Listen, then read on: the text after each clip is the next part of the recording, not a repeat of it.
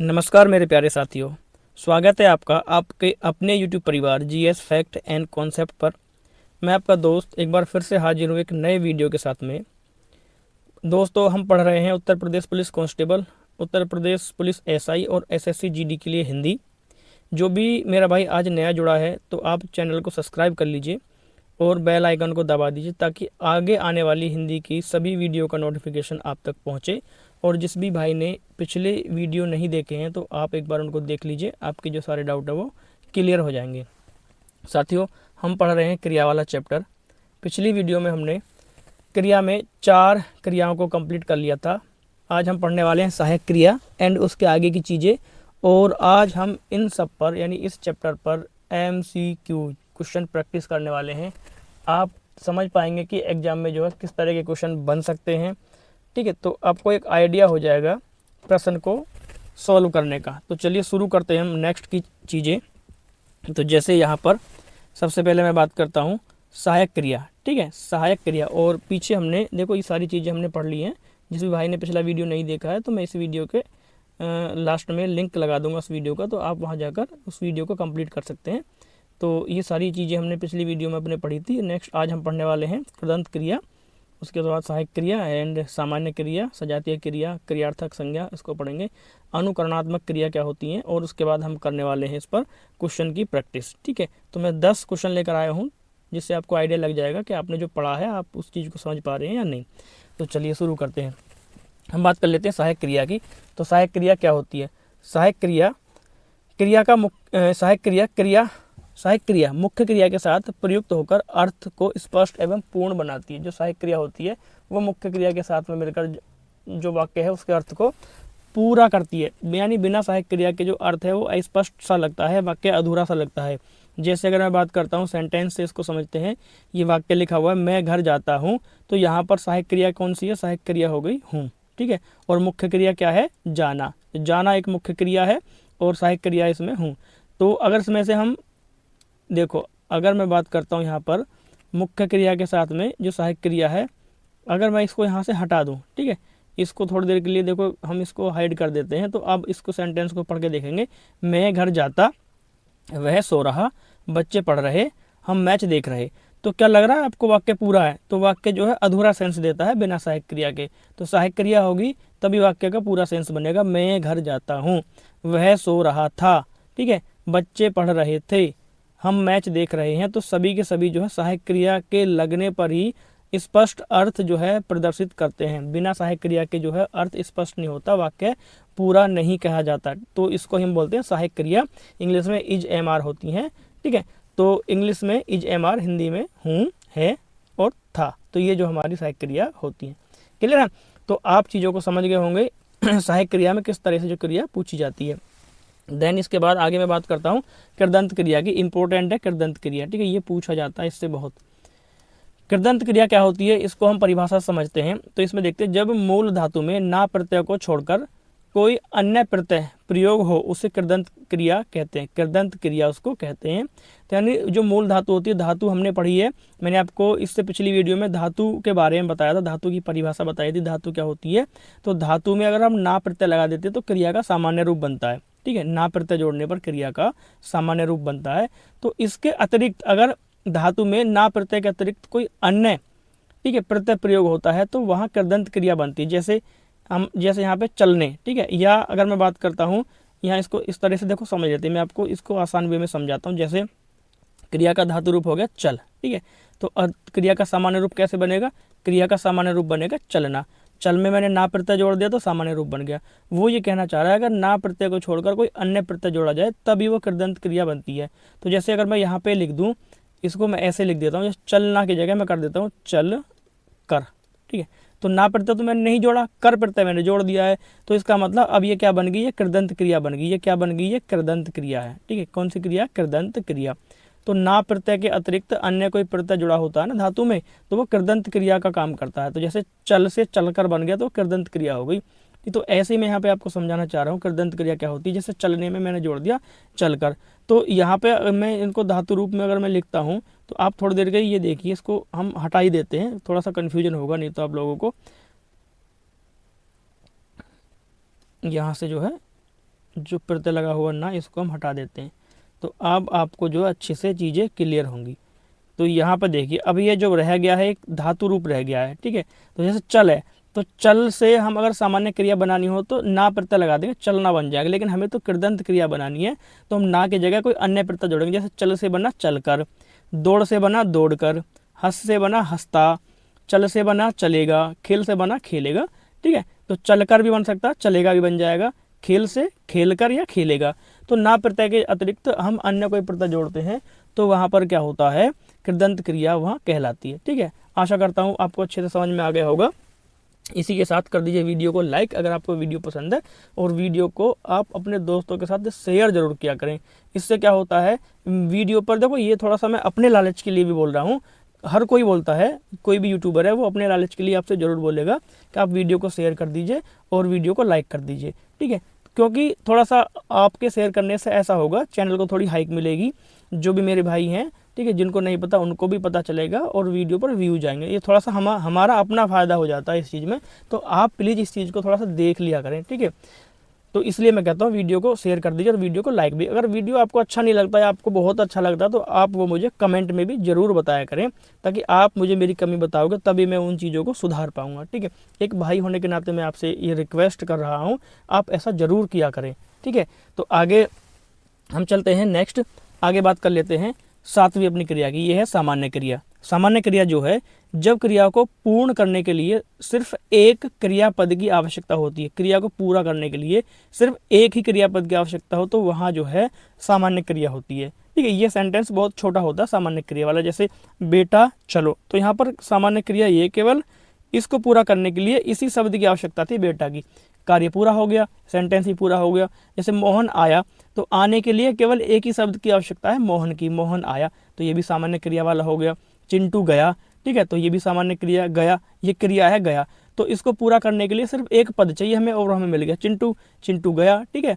माता जी गई, ठीक है, तो यहाँ भी माता जी ने इसको पूरा कर दिया। तो ये सारे के सारे क्या हैं, सामान्य क्रिया वाले सेंटेंस हैं, ठीक है।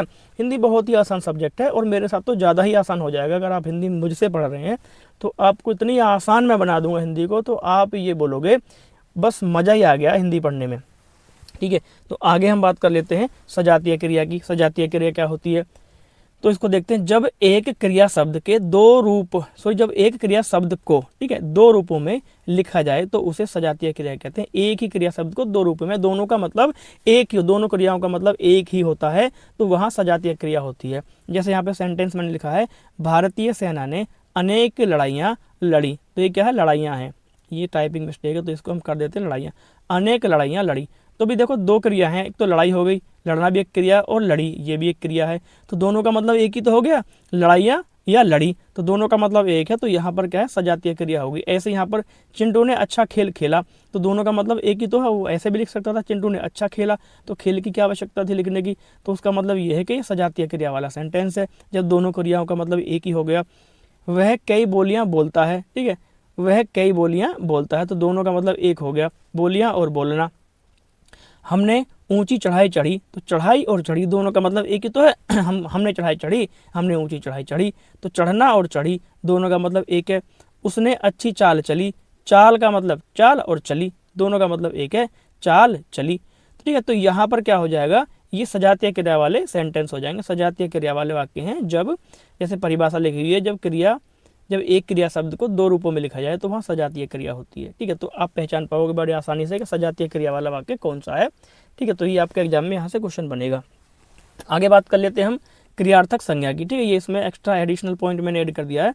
तो क्रियार्थक संज्ञा क्या है, जब किसी क्रिया का प्रयोग वाक्य में संज्ञा संज्ञा तो गला थोड़ा खराब है, संज्ञा की तरह किया गया हो तो उसे क्रियार्थक संज्ञा कहते हैं। कह रहा है कि जब किसी क्रिया का प्रयोग वाक्य में एक संज्ञा की तरह किया जाता है तो उसे क्रियार्थक संज्ञा कहते हैं, यानी क्रिया जैसी संज्ञा।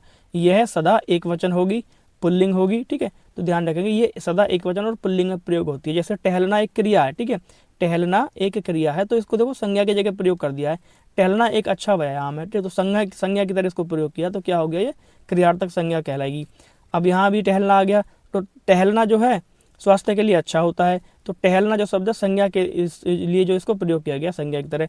देश के लिए मरना गौरव की बात है, देश के लिए मरना गौरव की बात है, ठीक है, तो गौरव की बात है, तो यहाँ पे मरना क्या है, मरना जो है एक प्रकार की क्या है, हमारी क्रिया है।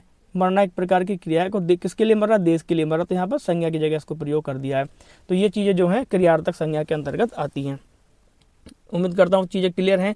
आगे बात कर लेता हूँ अनुकरणात्मक क्रिया की। अनुकरणात्मक क्रिया क्या होती है, तो अनुकरणात्मक क्रिया उन क्रियाओं को कहते हैं जो किसी ध्वनि या नकल पर आधारित होती है। ठीक है, ये किसी ध्वनि या ध्वनि की नकल से ये बनाई जाती है। जैसे हिनहिनाना बना तो हिन हिन से बन गया हिनहिनाना।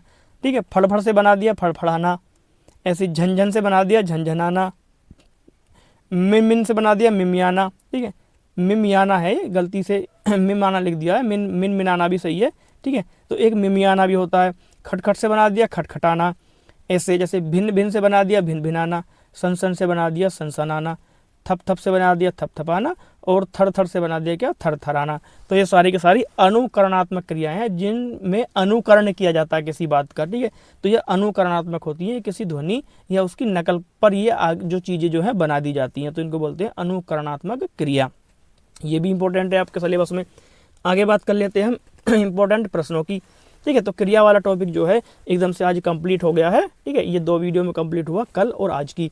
तो अब हम इस पर टॉप 10 के क्वेश्चन देख लेते हैं। आपकी प्रैक्टिस भी हो जाएगी और आप चीज़ों के साथ रूबरू हो जाओगे, क्वेश्चन किस तरह से पुट किए जाते हैं आपके एग्जाम में।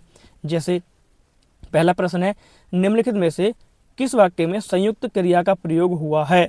तो संयुक्त क्रिया वाला वाक्य पहचानना है। जैसे यहाँ पे लिखा, पहला वह पुस्तक पढ़ता है, राम दौड़ रहा है, मोहन ने काम कर लिया और बच्चे खेलते हैं। तो इसमें किस वाक्य में संयुक्त क्रिया का प्रयोग हुआ है। ठीक है, तो संयुक्त क्रिया का प्रयोग हुआ वो हमारे ऑप्शन नंबर सी में, मोहन ने काम कर लिया। मोहन ने काम कर लिया, देखो करना और लेना दोनों ही क्रिया हैं, तो दोनों क्रियाओं का प्रयोग एक साथ हुआ है। तो यहाँ पर क्या है, संयुक्त क्रिया वाला सेंटेंस हो जाएगा। आगे चलते हैं अपने दूसरे क्वेश्चन पर। खाना खा लिया गया, इस वाक्य में क्रिया रूप किस प्रकार की क्रिया है। खाना खा लिया गया क्रिया रूप किस प्रकार की क्रिया है। ठीक है, तो किस प्रकार की क्रिया, इसको ऐसे रहने देते हैं, खाना खा लिया गया किस प्रकार की क्रिया है। तो यहाँ पर क्रिया बताना हमें। तो यहाँ लेना और देखो, लेना और गया दोनों ही हमारी क्रिया हैं और एक साथ प्रयोग की गई है, तो यहाँ भी क्या हो जाएगा, संयुक्त क्रिया हो जाएगा। ठीक है, इसका भी राइट आंसर क्या है, संयुक्त क्रिया। और ये सेंटेंस जो है, जो भी वाक्य हैं, ये एग्जाम्स में आए हुए हैं। ठीक है, तो इसका आंसर हो जाएगा संयुक्त क्रिया। आगे चलते हैं, निम्नलिखित में से अकर्मक क्रिया वाला वाक्य कौन सा है। जिस वाक्य में अकर्मक क्रिया का प्रयोग हुआ उसको हमें बताना है। पहला वाक्य है, किसान खेत जोतता है, सकर्मक क्रिया है। माँ बच्चे को सुलाती है, सकर्मक क्रिया है। बच्चा सो गया, शिक्षक छात्र को पढ़ाते हैं। तो राइट आंसर हो जाएगा हमारा, right answer option number C. ठीक है, सी जो है, बच्चा सो गया। सोना कैसी क्रिया है, हमारी एक अकर्मक क्रिया है। ठीक है, अकर्मक क्रिया है। अब बोलोगे सुलाती, तो यहाँ भी जो है, यहाँ भी अकर्मक क्रिया होनी चाहिए। तो मैंने अकर्मक और सकर्मक की पहचान बताई है अपनी इस पिछली वीडियो में। तो अकर्मक और सकर्मक को कैसे पहचानते हैं, तो आप मेरा वो वीडियो देख लीजिए। यानी अकर्मक क्रिया वो होती है जिसमें कर्म नहीं होता, और सकर्मक क्रिया वो होती है जिसमें कर्म होता है। तो ये बहुत सारी क्रियाएं मैंने वहाँ पर दिखाई हैं आपको, किस तरह से पहचानेंगे। तो राइट आंसर हो जाएगा ऑप्शन नंबर सी इसका।